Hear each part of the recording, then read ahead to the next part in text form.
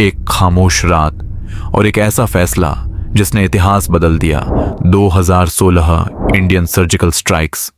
Uri attack की शुरुआत 18 सितंबर 2016 की सुबह से पहले की खामोशी में हुई। जम्मू और कश्मीर के उरी सेक्टर में भारतीय सेना के जवान अपने कैंप में सो रहे थे। तभी अचानक आतंकवादियों ने घुसपैठ कर हमला कर दिया। गोलियों और धमाकों की आवाज से पूरा इलाका गूंज उठा। कुछ ही घंटों में 19 जवान शहीद हो गए। यह भारतीय सेना पर हुए सबसे घातक हमलों में से एक था। पूरा देश शोक में डूब गया, लेकिन इसके साथ ही गुस्सा भी तेजी से फैलने लगा। हर तरफ एक ही सवाल था, अब जवाब क्या होगा? हमले के बाद भारतीय खुफिया एजेंसियों ने लाइन ऑफ कंट्रोल के पार गतिविधियों पर नजर रखनी शुरू की। जानकारी मिली कि कई लॉन्च पैड सक्रिय हैं, जहां से आतंकवादी भारत में घुसपैठ की तैयारी कर रहे थे। नई दिल्ली में नरेंद्र मोदी के नेतृत्व में सरकार ने स्थिति का गंभीरता से आकलन किया। फैसला आसान नहीं था, जवाब देना जरूरी था, लेकिन युद्ध से बचना भी उतना ही जरूरी था।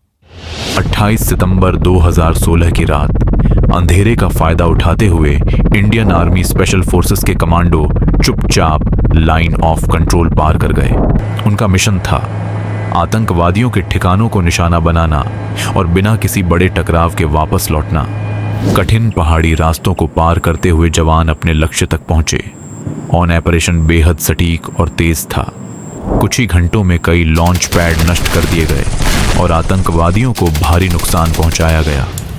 29 सितंबर की सुबह भारत ने आधिकारिक तौर पर इस कार्रवाई की घोषणा की। रणबीर सिंह ने प्रेस कॉन्फ्रेंस में बताया कि भारतीय सेना ने सर्जिकल स्ट्राइक के जरिए आतंकवादी ठिकानों को निशाना बनाया है।